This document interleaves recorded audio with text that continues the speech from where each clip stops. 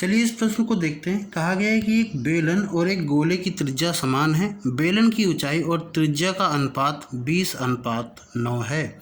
यदि गोले का आयतन 7776 पाई सेंटीमीटर क्यूब है तो शंकु का अधिकतम आयतन ज्ञात करें जो बेलन में अंकित की जा सकती है। तो इस तरीके के क्वेश्चन को कैसे करने हैं चलो देखते हैं।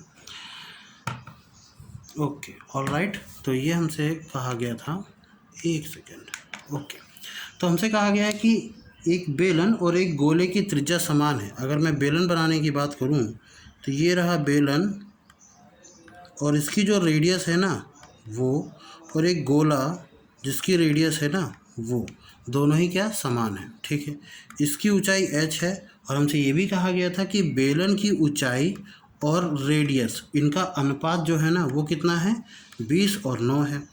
अच्छा, ये अगर x है तो ये भी x है, इतना समझना है। और इसका जो वॉल्यूम है वो कितना है, 7776 पाई। तो वॉल्यूम ऑफ स्फीयर लगाते हैं, फार्मूला क्या होता है, 4/3 pi r cube is equal to 7776 पाई।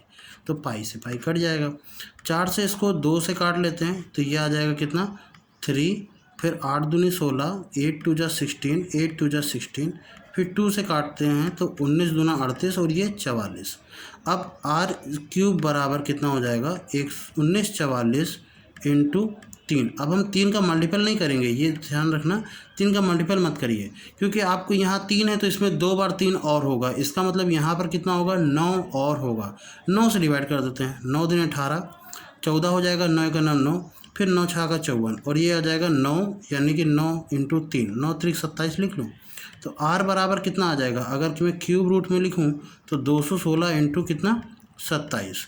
216 होता है किसका, अरे सॉरी 216 होता है 6 का और 27 होता है 3 का। तो 6 3 कितना हो जाएगा, 18। क्लियर, r की वैल्यू कितनी आ गई, 18। यहाँ से मैं r की वैल्यू पुट कर सकता हूँ, यानी कि h/18 इज इक्वल टू 20/9। 9 दूनी 18, h की वैल्यू कितनी आ गई, 40। इतना क्लियर हो गया कि h की वैल्यू 40 और r की वैल्यू 18। अब हमसे कहा गया शंकु का अधिकतम आयतन ज्ञात करो जो बेलन में अंकित किया जा सकता है। अब इस बेलन में अंकित करा जा सकता है तो बेलन में तो अंकित ऐसा ही शंकु बनाया जा सकता है जिसका बेस कितना हो, r के बराबर हो। यानी कि अगर हम बात करें शंकु का, ठीक है, वॉल्यूम ऑफ कोन, इसको हटा दूँ, ठीक है, तो अगर मैं बात करूँ वॉल्यूम ऑफ कोन की तो वो होता है 1/3 पाई आर स्क्वायर एच। अच्छा, इसके लिए आर की वैल्यू क्या हुई, वही जो 18 निकाली है, और एच की वैल्यू वो जो हमने निकाली थी, क्या थी, 20 दूना 40। अच्छा, ये सब सेंटीमीटर में होंगी, ये भी ध्यान रखना। ठीक है, तो ये आ जाएगा 1/3 पाई की वैल्यू 22/7। पाई की वैल्यू पाई में ही रखो, रहने दो, पाई में ही रखते हैं। ठीक है, आर स्क्वायर यानी कि 18 इंटू 18 और इंटू एच की वैल्यू कितनी, 40।